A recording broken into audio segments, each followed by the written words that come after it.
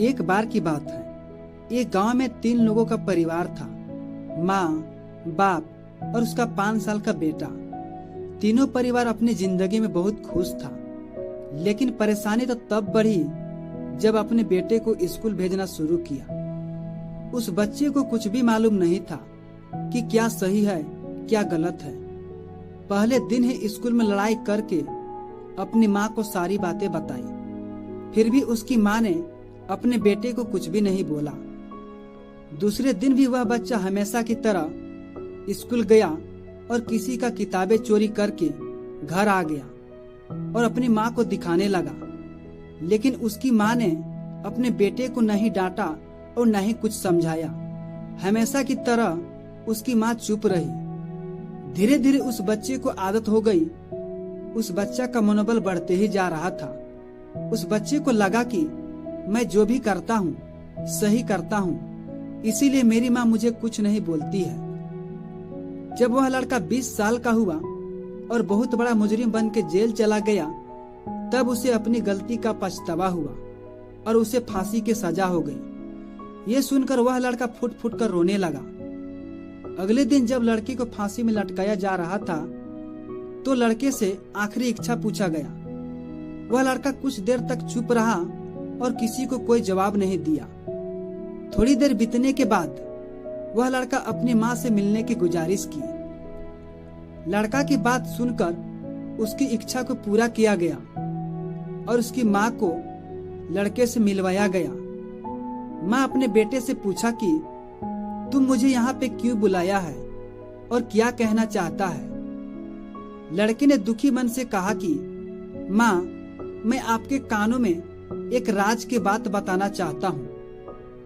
माँ अपने कानों को अपने बेटे के मुंह के पास ले गया और कहा कि बोल बेटे, कौन सी राज की बात बताना चाहता है। बेटे ने अपनी माँ को कान को ही काट लिया। माँ ने अपने बेटे से कहा कि ये तुम क्या कर रहे हो? मैं तुम्हारी माँ हूँ, मेरे कानों को क्यों काट रहा है? तब बेटे ने रोते हुए कहा कि माँ, आज तुम्हारे कारण तुम्हारा बेटा फांसी में लटकने वाला है।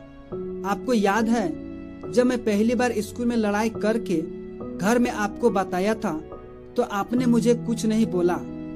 दूसरी बार भी मैंने गलतियां की थी। स्कूल से किसी का किताबें चोरी करके जब मैं घर में लाया था, उसी वक्त आपने मुझे थप्पड़ मारा होता, मेरे गलतियों के बारे में मुझे समझाया होता, तो तुम्हारा बेटा तुम्हारे साथ घर में होता। लेकिन तुम्हारी वजह से तुम्हारा बेटा आज फांसी में लटकने वाला है। बेटी की बात सुनकर माँ के आंखों से आंसू बहने लगा और उसे अपनी परवरिश पर अफसोस होने लगा। तो दोस्तों, इस कहानी से 2 बड़ी सीखें मिलती है। पहला सीख यह है कि आप अपने बच्चों को ख्याल रखें, उसे बताएं कि क्या सही है क्या गलत है, क्योंकि एक बच्चे का दिमाग बिल्कुल कोरा कागज की तरह होता है और कोरे कागज में आप जो चाहे सो लिख सकते हैं। बच्चे का पहला गुरु उसकी माँ बाप ही होता है और माँ बाप ही अपने बच्चे को अच्छा या बुरा संस्कार सिखाते हैं। दूसरी सीख यह है कि संस्कार से बड़ा कोई ज्ञान नहीं होता और ज्ञान से बड़ा कोई धन नहीं होता। इसलिए ऐसी शिक्षा ना दो जिससे आपके बच्चे को दुख पहुँचे और बड़े हो जाने के बाद वही बच्चा आपको दुख पहुँचाए। एक कहावत है ना कि जैसी करनी वैसी भरनी। तो अगर आप इस कहानी को और भी लोगों तक पहुंचाना चाहते हैं तो इस वीडियो को लाइक करें, ताकि YouTube इस वीडियो को ज्यादा से ज्यादा लोगों तक भेज सके।